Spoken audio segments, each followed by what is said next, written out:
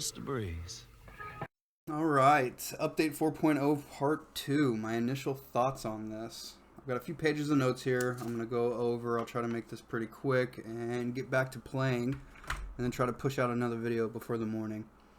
First and foremost, these controller issues. So I like to go back and forth, keyboard and mouse, controller. Typically I'm using a controller for most vehicles, especially the air vehicles. I am consistently having issues getting Battlefield 2042 to just pick up the controller. Figured out for sure every single time I need to open Origin through Steam. And I need to make sure that down in the bottom right corner, the little controller notifications pop up saying you can use your controller for this program, for this app. And then from there, it seems lately at least, I start the game through Origin, sometimes twice, 3 times, and make sure that that same icon pops up in the game. And that seems to work well. It used to be I needed to start it through Steam. That doesn't seem to work anymore. There's my first observation. It's still kind of hit or miss whether or not it actually works. I wish that they would, I don't know, give us a direct fix of somehow. So VoIP. VoIP is back. I actually haven't heard anyone talking yet. No one in my squad has used it. I've tested it out myself.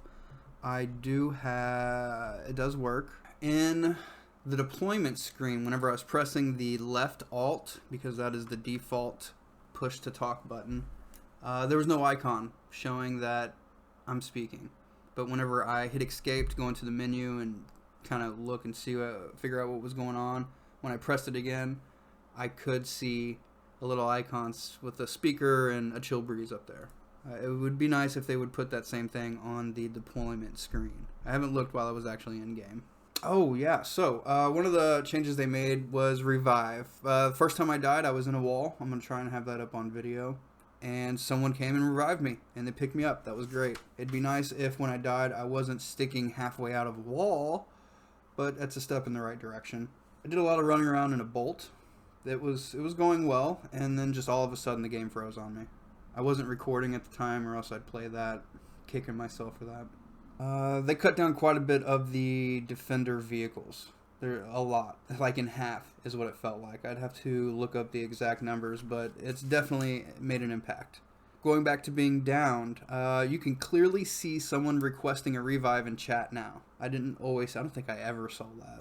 I spent a lot of time as the engineer class I was in the Hind. I got 0 kills, 4 deaths, 25 assists, a total of 598 damage repair. I didn't keep a ribbon count or an XP count, but it was popping off left and right. That felt really good. Finally felt like being that support character, that engineer, trying to just keep the helicopter, whatever vehicle it is, alive. It actually means something. It'd be nice if they would up that experience even more. I think it's at 20 now. It should be minimum 25. I feel like 35 would be a good number, because it at least from my perspective, it seemed to really help. I was quickly getting that vehicle health back up to 100, and rather than taking the long route around and circling back and getting back into the fight, they noticed that the health was going up real quick, and we would just duck out real fast and be right back into it. I think that there needs to be more importance put on that, which would also support more team play.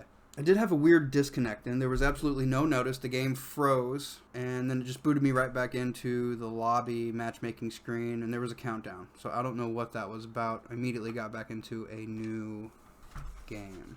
I still hate jets. They haven't really done anything to them. I did jump into a jet just to kind of broaden my perspective a bit, and they don't have the repair function. So as they take damage, it just continues to accumulate. They're not getting rid. Well, I guess that there is that regen. I haven't spent enough time in a jet because I'm not fucking good enough. Something I've noticed, so on the deployment screen, you know how you can see all the vehicles moving around. If a jet gets high enough, you can actually see the jet flying around.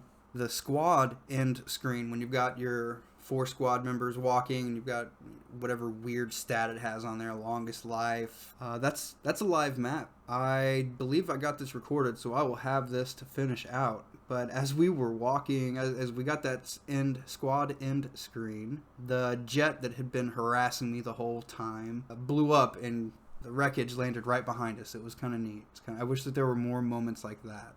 I'm going to say overall this is a step in the right direction. I'm going to get more familiar with it. While I was playing engineer and repairing, I would just look out the side of the helicopter sometimes and look at what this game offers and the potential that's there. There's still a lot of potential here. They could do something. They're not going to get rid of the stupid hero system. I don't know. I saw a suggestion on Reddit that they could possibly gate it behind a points barrier the way they did in Battlefront. I would be okay with that. Give us just the regular classes back, and every once in a while you get one of these overpowered classes. I don't know. But there's potential here, and I'm pretty excited. I'm going to get back to it. Thanks for listening.